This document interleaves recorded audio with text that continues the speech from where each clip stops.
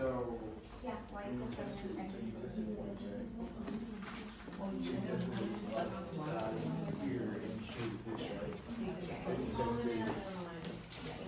Oh, well, there's two different ways to test. Are we on the right track?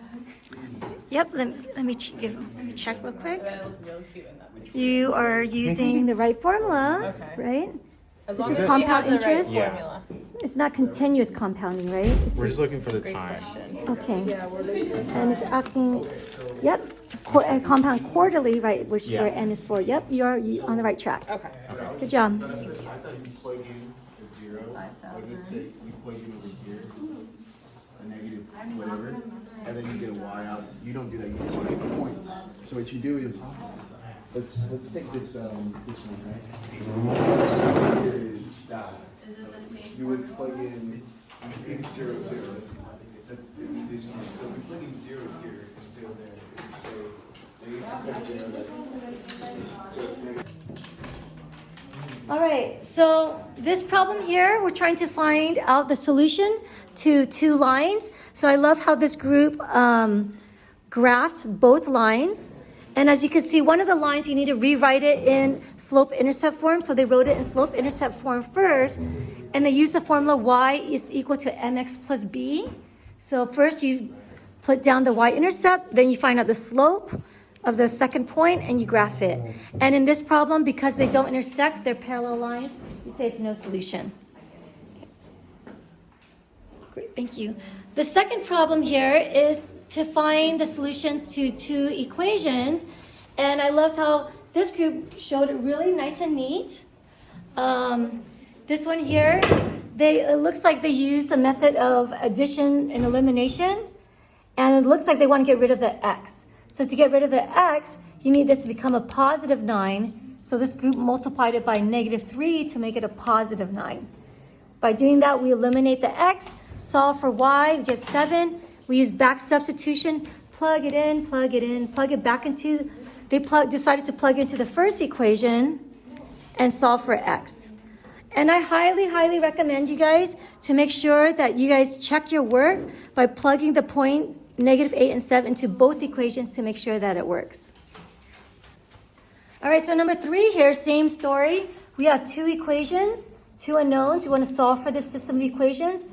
Problem is there's fractions, and this group knew that they needed to get rid of the fractions. So in order to get rid of the fractions, they had to multiply by the lowest common denominator. So here, the lowest common denominator is 10. Here, the lowest common denominator is 4. Multiply everything by the LCD, and then they get these two pretty equations that do not have fractions. So once you don't have fractions, then you can use the method of elimination or the method of substitution. They use a method of elimination where they want to eliminate the x. So they needed this to be a negative 5x. So therefore, I think this group put times 5. I think you meant to write times a negative 5. So I'm going to correct that real quick. So make sure you multiply by negative 5 in order to make this a negative 5x plus 10y, etc. Solve for it, back substitution, x, and then I loved how they also showed that they checked their work to make sure it was right. All right, problem number 4. Now we have 3 equations and 3 unknowns. Since we have 3 equations, 3 unknowns, we use matrices.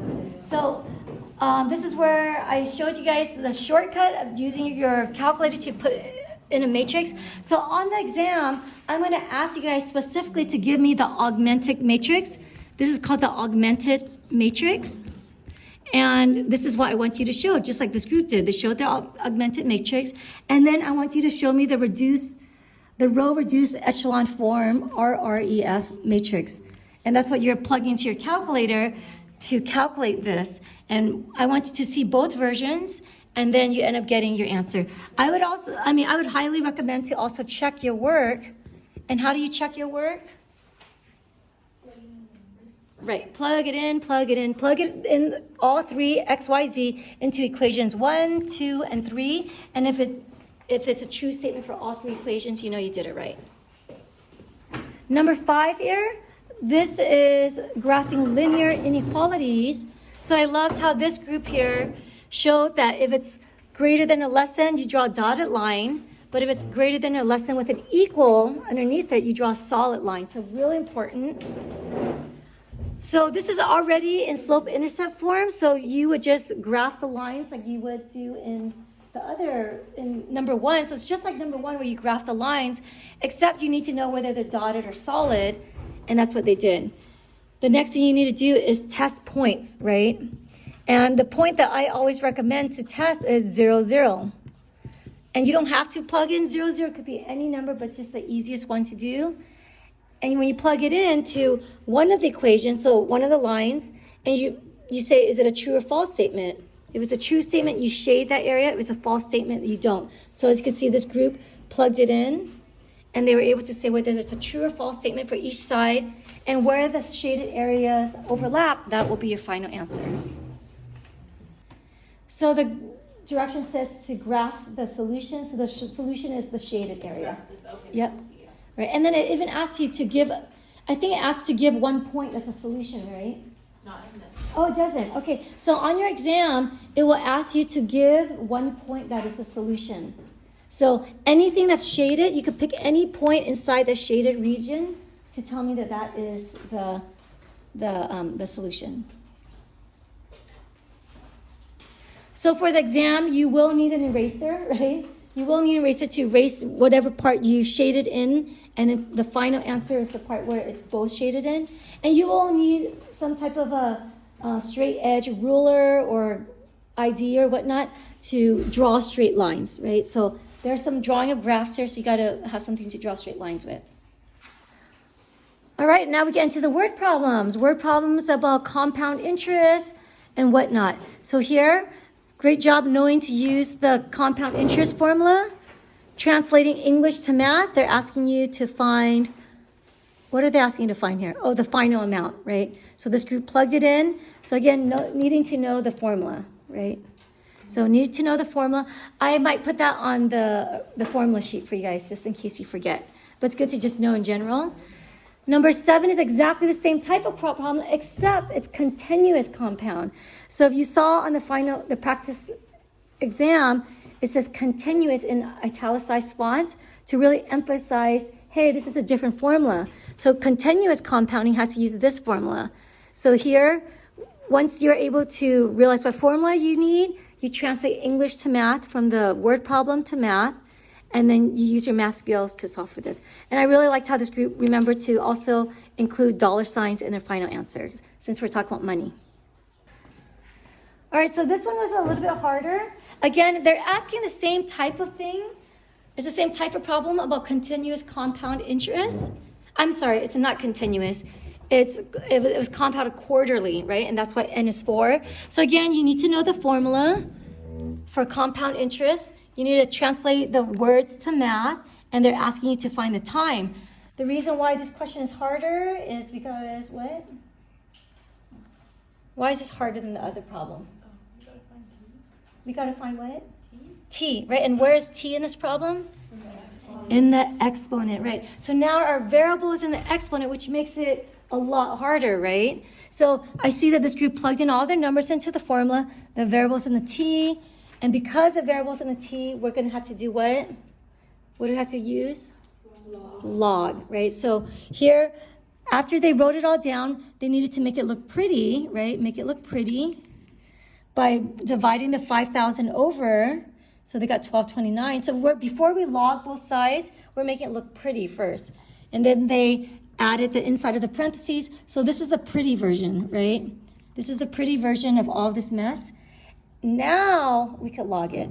So once it looks pretty or simplified, we log both sides. And this is, again, the power of log, right? Logs allow us to solve for variables in the exponent.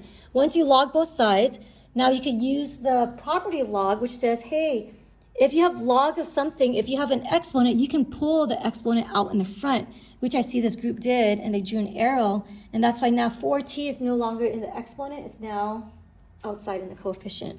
It's now out here, right? So no more t in the exponent, and now we use our algebra skills to get t sitting by itself by isolating it. So we divide everything but t to the other side.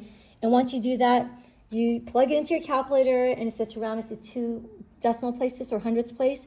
So therefore, the time is approximately 3.25 years, which is correct. Do you guys have questions on that? All right, so continuing on with exponential word problems. Now we move away from math. We move away from money. So I put a lot of money word problems here because I actually really like talking about money problems. But then now we get into decay and growth, right? So bacteria also has an exponential growth and decay. So here, this group understood the form of an exponential growth or decay formula. They know that the number in the front is going to be the initial amount. Just like when we did money, the number in the front was the initial amount, the principal amount. So here the number in the front is the initial amount that we first started off with. The number inside represents the rate, but it's the rate, the difference from 1. 1 means 100%. So here, since it's 0.91, it's less than 1, so therefore it's decaying. If it was bigger than 1, say it's 1.91, it would be growth, right? It would be an exponential growth. But this is an exponential decay because it's less than 1. So thank you, whoever wrote this. I think it's Abby that wrote this, the reason why, right? And it's less than 1 by how much? It's less than 1 by 0.09, and you change that to a percent, so it's decaying by 9%. So this bacteria is decaying by 9%. Any questions on this? So there's not much number crunching on this. It's just recognizing when you see an exponential decay or growth equation formula that you can understand what it stands for. Yes? Could you explain how you got 9% again? Sure. So we got 9% because it's always in relation to the number 1. So the number 1 means that it's not growing at all, it's staying the same. But since 0.9 is less than 1, we say 1 minus 0.91. So it's decaying by 0.09. But 0.09 as a percentage is 9%. Is that okay? All right, great question. All right, then we enter into the world of logs. So after exponentials, after graphing and all that, we enter into the world of logs, which is related to exponentials. So with logs, we learn how to, I heard a lot of you guys saying it as you guys were solving the problems, chop the log, right? And I love that because you guys are remembering it. And you'll remember this years after you finish college algebra, right? Just chop the log. One day you'll be teaching your kids that, right? So chop the log, meaning you start from the base and you circle around, and then that's how it's written in this form. So easy peasy, lemon squeezy problem, right? So hopefully that'll be like an easy problem for you to solve on the exam. And remember, you can always plug things into your calculator to check your work. All of these are equations, so all of them can be checked. You don't have to wait for me to grade it to know if you got it right or wrong. So if I were you guys, I would use the entire class time to check all my work, right? This is exam 4, so you want to make sure that you guys get the most points as possible left in this exam. All right, so now after we learn to chop the log, now we also learn how to expand and also condense logs, right? Using the properties of logs. So here, number 11, I think Navy did this one. We have one log and they asked you to expand it. So we used the law of logs. So I asked her to write some of the explanation down, which she did. So you can expand it using the properties of logs. So you can expand it into two logs. And remember, the square can always be taken, the exponent can be taken out into the front like that. Number 12 is exactly the same thing, but number 12 is just a harder version of it. And this is why if you complete number 12, I'll give you some extra points on it. If you don't complete it, that's fine, right? But if you do complete it, I'll give you some extra points. So here I have log, the cube root of this whole shebang. So we need to expand it as much as we can. So I think Devin did this one. So the cube root is the same thing as writing it to the 1/3 power. Cube root is the same thing as writing 1/3 power, right? So I like how Devin wrote the explanation of that. So because there's a 1/3 power up here, we could use the property of log to bring it out into the front. So we bring that 1/3 out into the front. Okay, and now again, we want to expand it as much as possible. So here there's one log, but it's multiplied by 3 different items. And using the properties of logs, when you expand it, what you do is you add, you make it addition between the logs. So you have log x to the 7th plus log y to the 2nd plus log z. but because I have an exponent, the exponent was taken out into the front to become a coefficient. So he skipped one step here, so there's one more step that's in between. If you guys need me to write it, just let me know. But after that, we want to keep going because we want to expand it as much as possible, so we distribute the 1/3 across, and we get this whole shebang. And I like the reasoning that he wrote here. When you turn cube root x, it becomes x to the 1/3 as the variable has an invisible exponent of 1.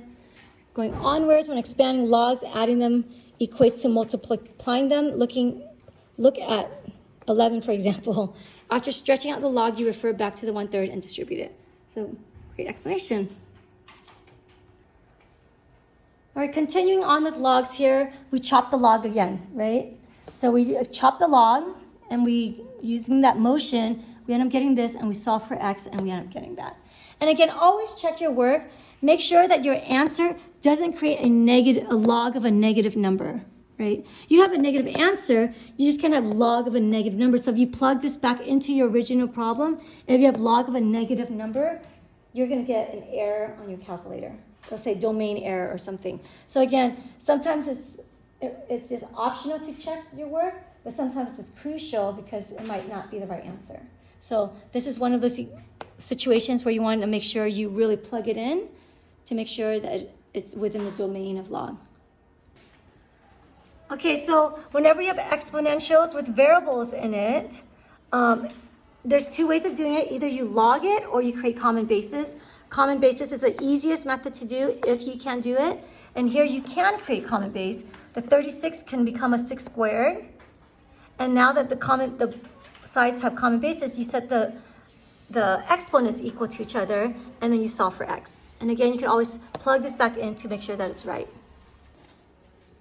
All right, so the last two problems here, we cannot create common bases. You have a 7 and 12. You can't make 7 and 12 have a common base, so the only option you can do is to log it. And again, this is why log is so powerful. You can solve these types of problems. So you log both sides. So hopefully I'm kind of sounding like a broken record, because I am repeating the same thing. You log both sides. You use the property of log to pull the exponent out to the front. And I liked how this group put it in parentheses.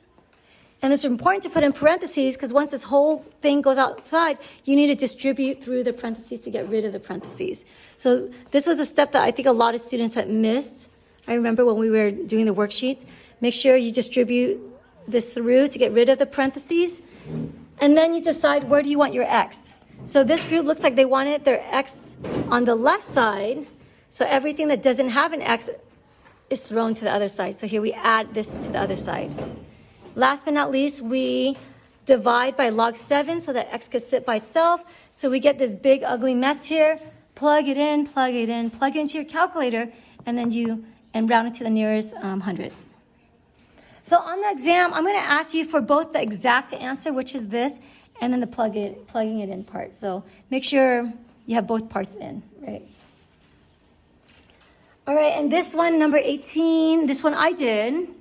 This is an extra credit one. It's same idea as number 17. It's just a little bit harder. And for those of you guys that are going to calculus, you're going to be using these math skills in calculus a lot.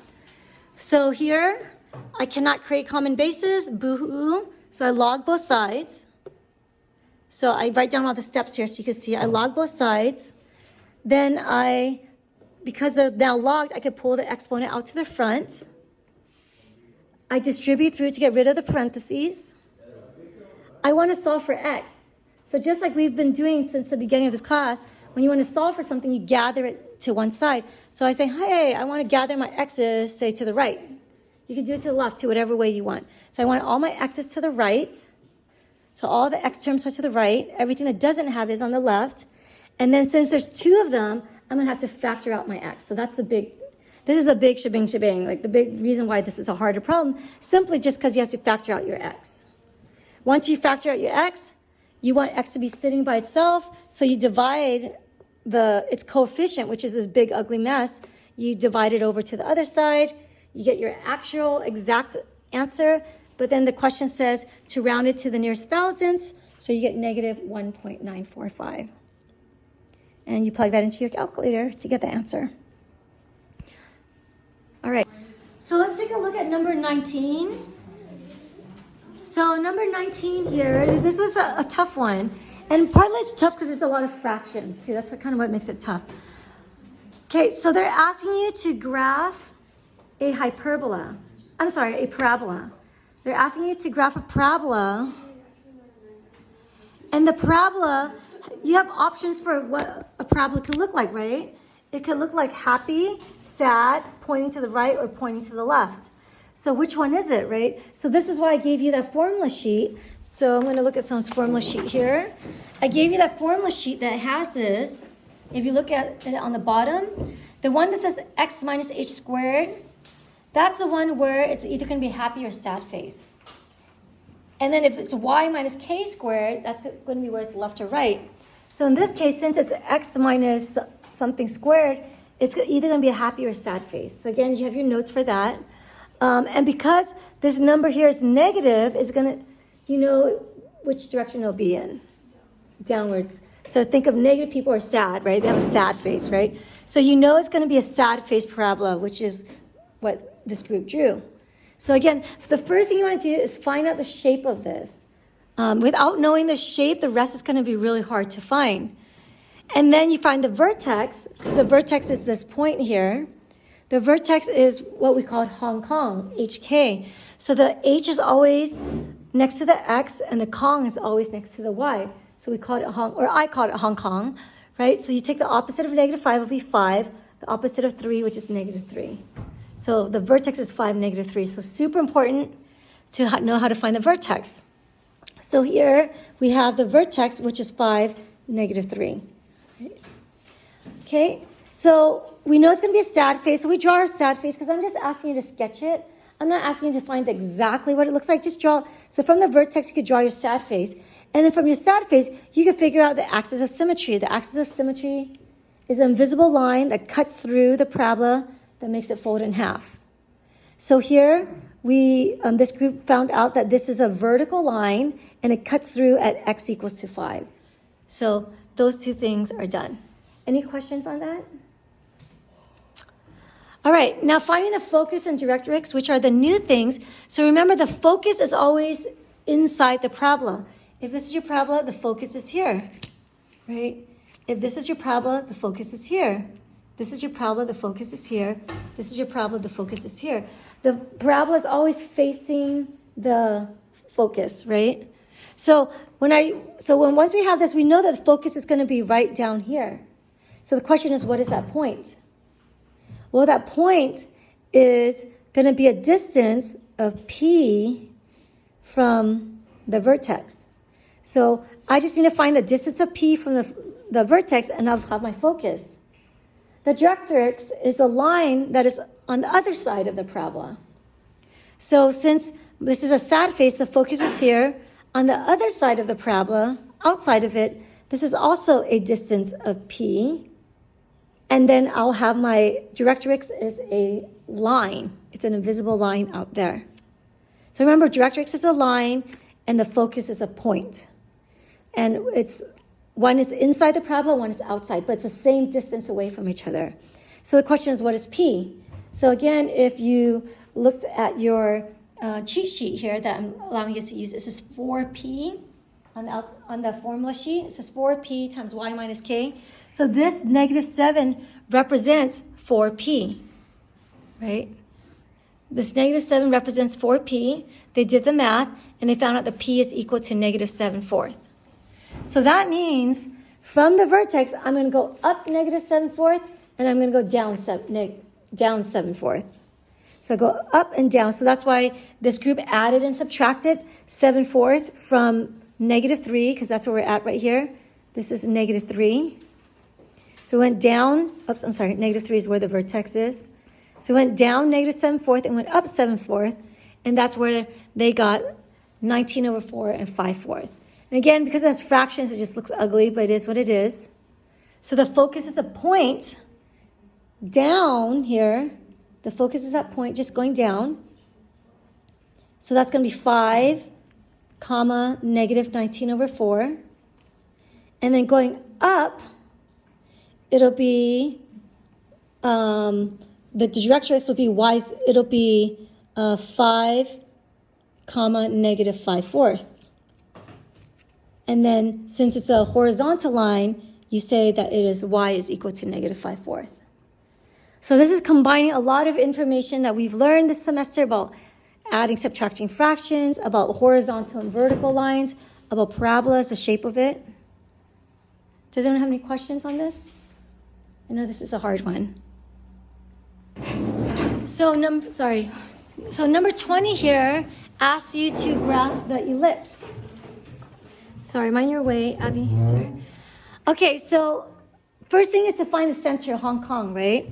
So Hong is always next to x, and Kong is always next to y. And you take the opposites of it. So instead of -1, it becomes +1. Instead of -5, it becomes +5. So these are your x, y values for Hong Kong.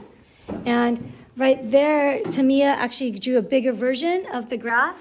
So you can see there, 1, 5 is the center here. So she did a really nice graph here with this picture. Okay, so once we find 1, 5, the center, now we need to find, an ellipse is basically a flattened circle, right? It's an oval. So it's an oval, so since it's an oval, the characteristics of an oval is that from the center, you have some distance going to the left and some distance going to the right. So here in this problem, the distance to the left and distance to the right, you look to find, you go under x, whatever this is considered a squared is equal to 169. So a is the horizontal distance from the center. So this is 169, you take the square root of it, a is 13. I think you guys put a squared equals 13, probably not a is 13. So a is 13, so that means from the center, we're gonna go to the left 13 spaces and to the right 13 spaces. So when you go to the left 13 spaces and the right 13 spaces, what is this? You end up getting 14, 5, and negative 12, 5, right? 14, 5, and negative 12, 5. This value, 25, is the b squared. And this is the vertical distance. B is the vertical distance from the center. So since this is the y here, underneath of it is going to be the vertical distance. So since b squared is 25, therefore b is 5. So this b is 5. So therefore, from the center, I'm going to go up 5 and down 5. And this picture's a little bit bigger. Tamia drew a nice picture here where she's going up 5 and down 5. And then this is going to be 110. And this is 1, 0. And I liked how she color coordinated everything. So you can see where it is. The purple is here. And then last but not least, they asked, so the vertices are the parts where it's longest, right? So since it's longest here, these are what we call the vertices. And the co-vertices are the ones that's the shorter distance. So vertices are the main one, and the co-vertices are the minor one. All right, and then the last question they asked is to find the foci. So there's 2 foci, or foci, I'm not sure how to say it. So the foci is inside the parabola, because ellipse is 2 parabolas facing each other. So just like we did there, the foci is always inside the parabola. Parabolas are facing each other, 2 parabolas facing each other, so the foci has to be inside here. And then the formula for foci was c squared equals to what? C squared is equal to a squared minus or plus? Minus b squared, right? So we just take those numbers, 169 minus 25, right? And here they did it. You get 144. 144, so therefore c is equal to the square root of that, which is 12. That means from the center, we take 12 steps to the left and 12 steps to the right. And we take 12 steps to the left and 12 steps to the right. From the center, you end up getting the foci here. All right, so sorry to make you guys turn your necks, but 21 is asking you to graph a hyperbola. And a hyperbola is exactly the same thing as an ellipse, except you have 3 extra steps. So So you saw that in the formula sheet that I gave you guys. So first, identify what the center is. So, and what the shape is, right? So I see that my y is being squared minus my x being squared. So since the y is positive and my x is negative, if you look at the cheat sheet that I gave you, you know that this is going to be a happy face and a sad face. So this is a shape of a hyperbola is basically two parabolas turned away from each other, whereas an ellipse is two parabolas facing each other. So these are turned away from each other, and then the center right between them is Hong Kong.